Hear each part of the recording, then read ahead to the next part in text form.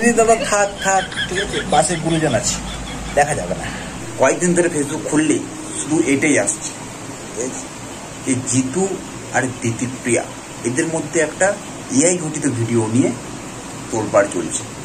তো দেখো, এই বিষয়টা নিয়ে বেশি কিছু বলবো না, ঠিক আছে, আগে মেসেজটা পড়ে নাও। মাঝরাতে এআই চুম্বনের ছবি পাঠান, জানতে চান আমি প্রেগনেন্ট কিনা। অভিযোগ দিতিপ্রিয়ার, জিতুকে নিয়ে ইতিবাহী পোস্ট তোলপাড়। শুধু তাকেই নয়, আরও নায়ক নায়িকাদেরও প্রস্তাব দিয়েছেন জিতুকে নিয়ে ক্ষুব্ধ দর্শক। দিতিপ্রিয়া শীঘ্রই বিদায় নিচ্ছেন ধারাবাহিক থেকে। এটা কতটা সত্যি সেটা আমারও জানা নেই। এই যে ছবিটা, এই ছবিটাতে নাকি অশালীন প্রচুর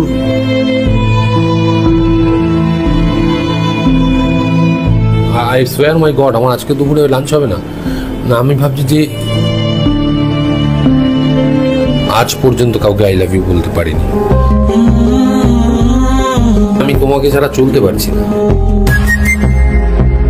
এরপর বলো, এটা করা কি খুব দরকার ছিল?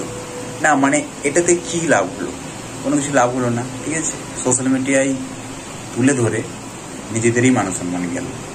ভাই আবারও বলছি, এআই থেকে সাবধান, বিশ্বাস নেই কোনোদিনও। আর লোক আমারও ভিডিও বানিয়ে দেবে মারা এআই দিয়ে, আবার ঘরে না তুমুল অশান্তি লেগে যায়। আবার বিশ্বাস করো ভাই, সত্যি বলছি, বিশ্বাস নেই। এআই নিয়ে অনেক কিছু হচ্ছে, দেখতে পাচ্ছি, শুধু সাবধান।